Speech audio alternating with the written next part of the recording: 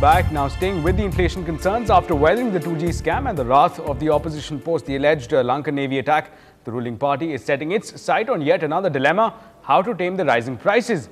And experts are terming this question as only too important, standing at the cusp of assembly polls. Now the Chief Minister conducted a brainstorming session today to develop a strategy to tame inflation. Now in the current assembly session, the opposition parties held the ruling party to task and raised concerns over rising prices.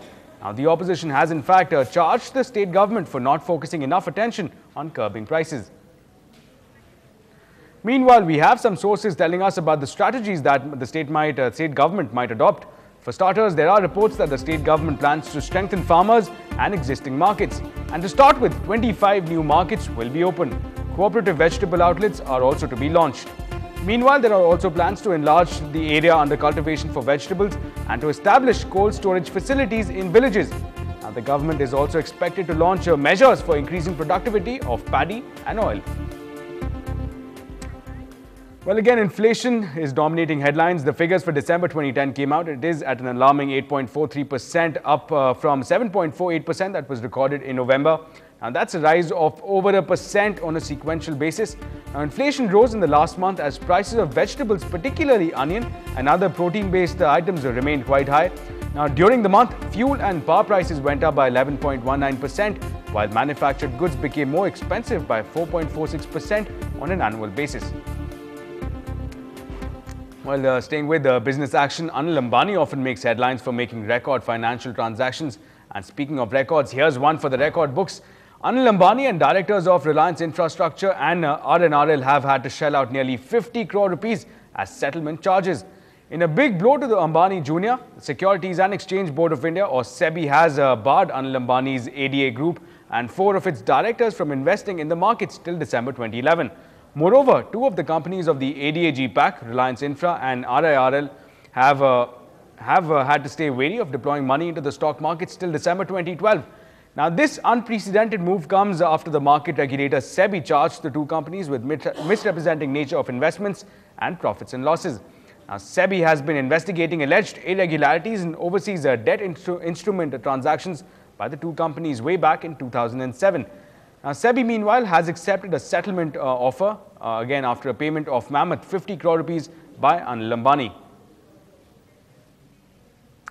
And in yet another day of disappointing trade on the Lal Street, the volatile markets wiped off their gains and registered a steep fall. Now, experts are citing high inflation numbers, disappointing start to the earnings season, and strengthening Western markets as the chief culprits behind the Indian indices. Now, other than FMCG segment, all the sectors were seen trading lower, with the likes of banking, metals, auto and capital goods segments seeing deep cuts. The Sensex nosedived by 322 points to close at 18,860. The Nifty, meanwhile, saw a nearly 100-point cut. It closed at 5654. Now, importantly, this is the first time since Diwali that the Sensex has closed below the psychological mark of 19,000. And more national news, the Supreme Court has issued notices to the centre and the Andhra police on petitions filed by Swami Agnivesh and wife of Hem Chandra Pandey, the journalist who was killed alongside Azad. Now, the petitioners have sought a judicial probe into the killings. Azad, or Cherakuri Rajkumar, was shot dead by security forces in the forests near Andhra and Maharashtra border. Now the court is seized of the matter. They have served notice to these governments and they have to come up with answers within 6 weeks. And I'm very hopeful, very sort of enthused by this observation that the court is going to take it up seriously. Earlier, this very Supreme Court had stayed an Andhra Pradesh High Court judgment about fake encounters or any encounter. And in an interesting twist to the Commonwealth investigations, T.S. Darbari, one of the top aides of the Commonwealth Games chief Suresh Kalmari, has been given bail by the Delhi High Court. Now, interestingly, the CBI did not oppose his bail, nor has it filed a charge sheet against him. Now, Darbari was arrested for alleged involvement in the Queen's baton relay scam preceding the Games. Now, sources say that Darbari may be made an approver. Now, he had alleged that he was being persecuted to protect the big fish. Now, Darbari had written to the CBI director saying that he wants to cooperate and to share information. And in a confidence-building measure, the Home Secretary G.K. Pillai has said that there will be more troop cuts in Jammu and Kashmir, especially in the valley, as a part of the efforts to reach out to the people. We have said that there would be reduction of security forces. We've already taken out some forces from Srinagar. Bunkers, 16 bunkers have been removed. And this is an ongoing process, and we hope to make that in populated areas, security forces should be minimum strength. And in some international developments, devastating floods and mudslides in Brazil have claimed at least 500 lives. But here's a look at a daring and a dramatic rescue of a woman stuck in the floodwaters.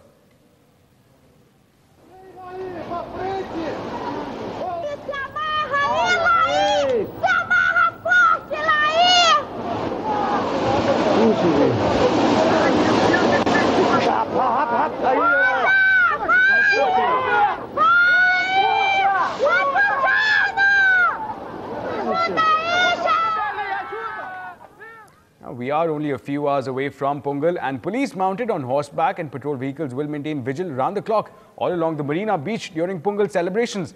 Now, beach patrolling by policemen on all-terrain vehicles was flagged off by the city's top cop, T. Rajendran. Our reporter Salim brings us the details. The police believe that manual patrolling will keep mischief mongers away from the public. Hundreds of thousands of people are expected to throng Chennai's Marina on the 17th of this month to celebrate Kanam Pongal, marking the end of 4-day Pongal festivities in Tamil Nadu. Around 5,000 police personnel would be deployed on security duty all across the city. What you see is the all-terrain vehicle. Each all-terrain vehicle with a 250cc engine can travel at 80 kilometers per hour and will be fitted with a siren and other additional features of a beat patrol motorcycle. Surveillance cameras have been installed at all vital points and in busy areas in Chennai. Policemen in plain clothes are also keeping surveillance on the movement of anti-social elements. Public are advised to take care of their children and belongings while visiting beaches, parks and shopping malls. And well, the top cop T. Rajendran listed the security arrangements in place for patrolling during the Pongal festivities. Let's take a look. We have already introduced one in Elliot's Beach. Now this is the second installment for the Marina Beach. This is a temporary arrangement till 18th in view of the Pongal, Matu Pongal and Kanam Pongal. 4 vehicles have been arranged here. Horses will also be there. But we have written to the government for 15 vehicles. We'll be getting them in a short time, another week or 10 days. Once they come, we'll distribute the vehicles among the 3 beaches. That includes Neelangare also. And well, it's a cup of joy that no cricket fan would want to miss. All that and much, much more on the other side. Keep watching